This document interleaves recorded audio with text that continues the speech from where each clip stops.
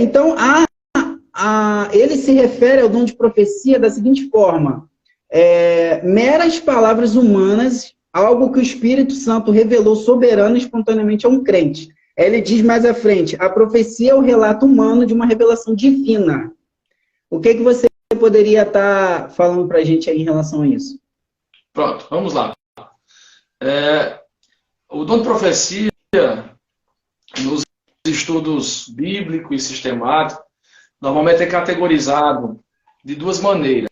A primeira maneira é considerado um dom de inspiração. Essa é a forma do pentecostalismo clássico e de alguns carismáticos até, como é o exemplo do Sandstorms. Sim, né? sim. Classifica como um dom de inspiração. E eu gosto muito da definição do Rudman Williams. Ele coloca o dom de profecia como um dom extramental. Ele divide em três categorias: mental, extramental e supramental. Mas eu, particularmente, eu vejo que o dom de profecia, ele se enquadra mais numa categoria supramental, para os irmãos entenderem. Extramental são aqueles dons que não dependem da mente para atuar. Curas, milagres, fé carismática. Os dons mentais são os dons que a mente é o recipiente, o veículo. Palavra do conhecimento, palavra de sabedoria. Sim. E os dons supramentais são os dons que dependem de uma inspiração, a saber, variedade de línguas, interpretação, profecia e discernimento de espírito.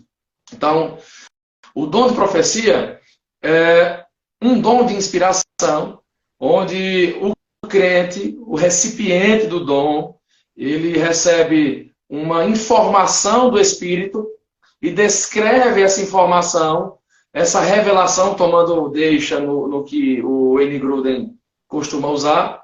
Ele descreve com palavras essa revelação, de modo que as palavras do dom de profecia, os irmãos prestem atenção, se você pensou em sair, não saia. As palavras do dom de profecia não são palavras de Deus. Certo? O crente recebe a revelação e exprime essa revelação. Normalmente, nós trabalhamos o dom de profecia da seguinte maneira: revelação, interpretação e aplicação. Deus aqueles três aspectos, né? Isso. Deus traz uma revelação à mente, o profeta busca interpretar, trazer um sentido e aplicar.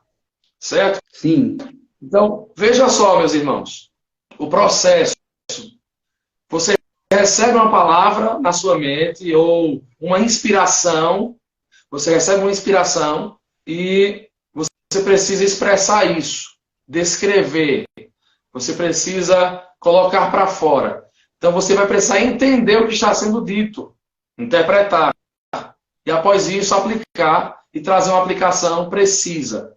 Eu, particularmente, percebo que há no nosso meio um dano muito grande por falta desse conhecimento, né, de que é necessário todo esse processo. E que quando a palavra ela é proferida, a profecia ela é discursada, ela não é palavra de Deus, no sentido que nós normalmente, comumente levamos. Ah, Deus falou comigo. Não é errado você dizer isso. Mas entenda que as palavras que o profeta usou não foram Deus literalmente falando a você. Inclusive, quando eu era da Igreja Batista, chegou lá um seminarista que ele ficava ridicularizando o dom. Ele dizia assim: se é Deus falando, então, quando a pessoa estiver profetizando, dê uma caneta a ela e coloque para escrever que eu quero ver a letra de Deus. Psicografando? Eu quero ver a letra de Deus. Então, o que é a profecia? A profecia é fruto de uma inspiração pontual, certo? Imediata. E essa inspiração, meus irmãos, ela concede ao recipiente vou usar o termo que o texto de 1 Coríntios usa, profeta. Ele concede essa inspiração ao profeta de modo pontual e imediato.